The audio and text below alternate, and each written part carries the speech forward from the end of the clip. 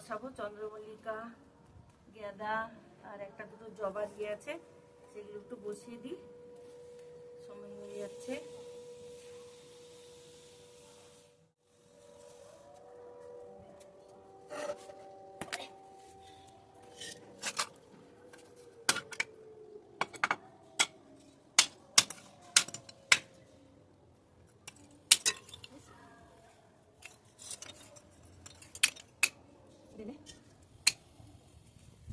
এখানে drain system করে নিচ্ছি ফুটোগুলোতে।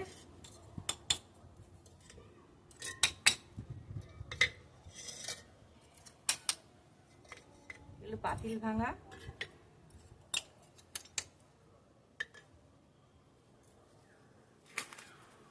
এটার মধ্যে ইয়ে আছে, এটার মধ্যে তোমার বালি আছে, গোবর সার আছে, মাটি আছে আর ভার্মি কম্পোস্ট আছে অল্প। মাটিগুলো ভিজে গেছে, কিছু হবে না, ভিজে গেছে।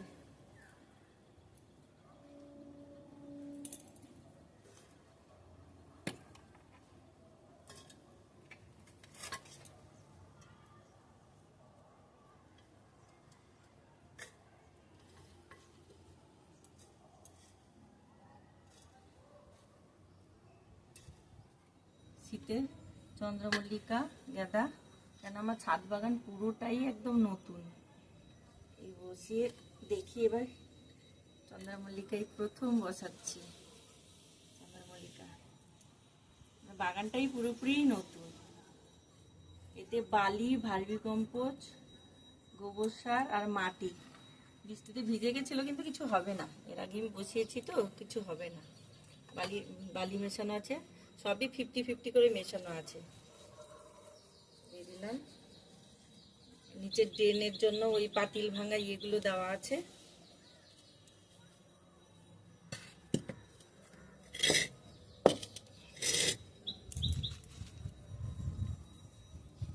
যে কটা এনেছি বসিয়ে দিই, তারপরে সবগুলো বসানোর পরে দেখাবো কোথায় কোথায় রাখলাম।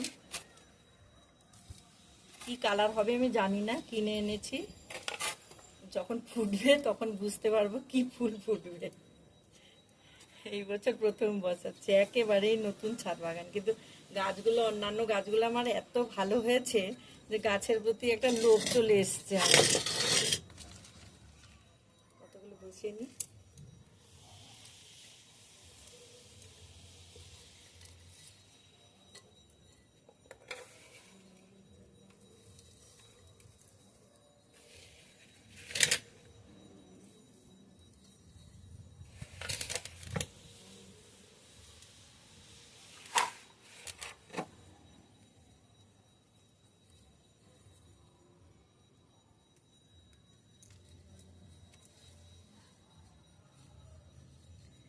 একটা জবা গাছ আছে, ওই জবা গাছটা মরে মরে গেছিল জবা গাছটা, কিন্তু জবা গাছটা এখন এত সুন্দর হয়েছে, ওটাকে ওই ছোট থপ থেকে একটু বড় টবে নেব।